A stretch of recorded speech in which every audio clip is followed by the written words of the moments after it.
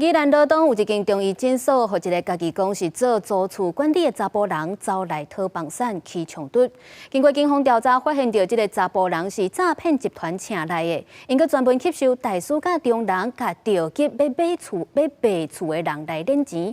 专案警方是已经抓到9个嫌犯，其中姓郭甲姓张的主嫌是涉嫌着诈欺罪，以50万交保。 宜兰罗东这间中医看板，互人听落来大门锁掉的，民众要看病煞白走一抓。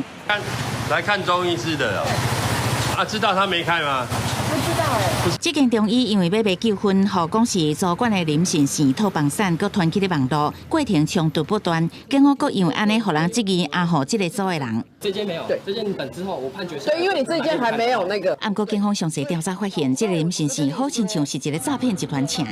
这个集团先吸收地政署甲中介，专门拣急需要卖厝的被害人，以类似日剧、地面书内的诈骗方法，甲被害人一直骗钱。拘离主嫌等9人到案，并查扣手机、平板15支、笔电、电脑主机、相关契约文件。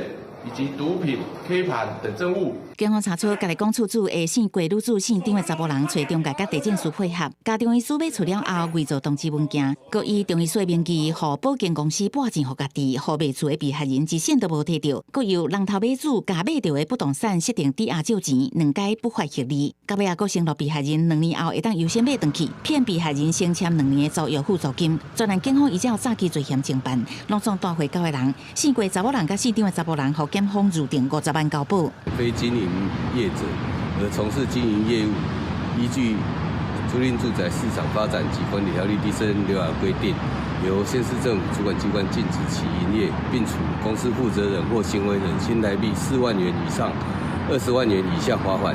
若是涉案的姓林主管入定3万块交保，而且伊毋是合法的主管，警方要函请主管机关地政处认定，依照违反租赁主体市场法典甲管理条例裁罚。若是除了中医师，是毋是还佫有其他被害人？警方要佫清查。公司新闻采访报道。